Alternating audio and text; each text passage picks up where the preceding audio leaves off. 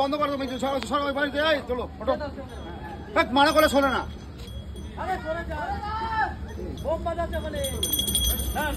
মানা করে লোক সামলাইতে পারে না মালগুলো, মানা করছে নিতে করতে হবে।